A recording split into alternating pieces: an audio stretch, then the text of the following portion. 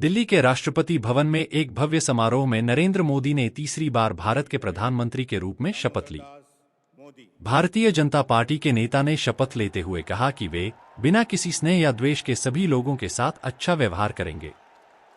श्री मोदी की भाजपा नीत राष्ट्रीय जनतांत्रिक गठबंधन ने 293 सीटों के साथ आम चुनाव जीता, जो एग्जिट पोल द्वारा अनुमानित अंतर से बहुत कम है।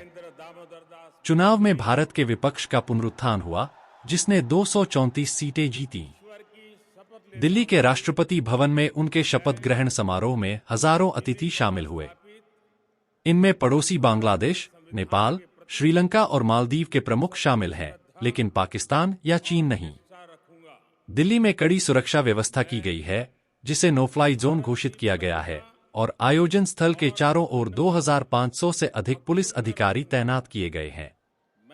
राष्ट्रपति द्रौपदी मुर्मू द्वारा शपथ ग्रहण करते समय बोलते हुए श्री मोदी ने कहा कि वे भारत की संप्रभुता और अखंडता को बनाए रखेंगे और संविधान के प्रति सच्ची आस्था और निष्ठा के साथ शासन करेंगे। उन्होंने कहा, मैं बिना किसी डर या पक्षपात के संविधान और कानून के अनुसार सभी तरह के लोगों के साथ अच्छा व्यवहार करूंगा। समारोह के दौरान श्री मोदी के नए मंत्रिमंडल के मंत्रियों ने भी शपथ ली। 73 वर्षीय श्री मोदी देश के पहले प्रधानमंत्री जवाहरलाल नेहरू के बाद लगातार तीसरी बार जीतने वाले दूसरे भारतीय नेता हैं। एग्जिट पोल ने उनकी हिंदू राष्ट्रवादी भाजपा पार्टी की स्पष्ट जीत का अनुमान लगाया था, जिसने एक दशक तक भारत पर शासन किया, लेकिन आम चुनाव में इसने अपना संसदीय बहुमत खो दिया।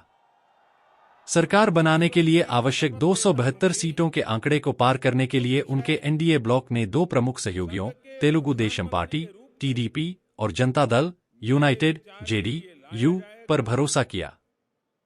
शुक्रवार को निर्वाचित सांसदों ने श्री मोदी को लोकसभा, संसद के निचले सदन के नेता, भाजपा संसदीय दल के नेता और एनडीए के नेता के रूप में वोट दिया। यह स्पष्ट नहीं है कि उनके सहयोगियों ने उनके समर्थन के बदले में क्या रियायतें दी होंगी। भारतीय मीडिया की रिपोर्ट है कि कई प्रमुख मंत्री पद चाह रहे हैं। कांग्रेस पार्टी के नेतृत्व वाले विपक्षी भारत गठबंधन ने चुनाव को श्री मोदी सरकार के खिलाफ जनादेश बताया है।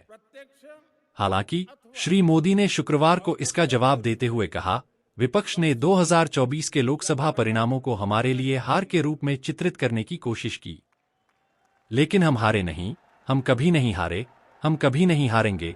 श्री मोदी ने मतदाताओं को उनके जनादेश के लिए धन्यवाद दिया और कहा कि वे भ्रष्टाचार और गरीबी को मिटाने के लिए सब कुछ करेंगे। उन्होंने कहा, गरीबों और मध्यम वर्ग को सशक्त बनाना हमारी प्राथमिकता है। अपने चुनाव अभियान के दौरान श्री मोदी और उनकी पार्टी पर आलोचकों ने अभद्र भाषा का इस्तेमाल करने, देश के मुस्लिम अल्पसंख्यकों पर हमला करने और विपक्षी नेताओं को जेल में डालने का आरोप लगाया था। शुक्रवार को प्रधानमंत्री पद के लिए चुने गए मोदी ने कहा कि एनडीए गठबंधन सर्वपंथ समभाव, धार्मिक समानता के सिद्धांत के लिए प्रतिबद्ध है। भारत गठबंधन ने कहा है कि वह सरकार को नियंत्रित करके और संविधान की रक्षा करके संसद में अपना कर्तव्य पूरा करेगा। कहा जा रहा है कि नीतीश कुमार इंतजार में है। जैसे टीडीपी और अन्य दल एनडीए छोड़ देते हैं, तब सरकार सिर्फ नीतीश कुमार के समर्थन से चलेगी और यही समय होगा जब नीतीश कुमार अपना गेम पलटेंगे और यह भी दावा कर सकते हैं कि प्रधानमंत्री मैं रहूंगा। टीडीपी और अन्य दल एनडीए छोड़ देते हैं, तब सरकार सिर्फ नीतीश कुमार के समर्थन से चलेगी और यही समय होगा जब नीतीश कुमार अपना गेम पलटेंगे।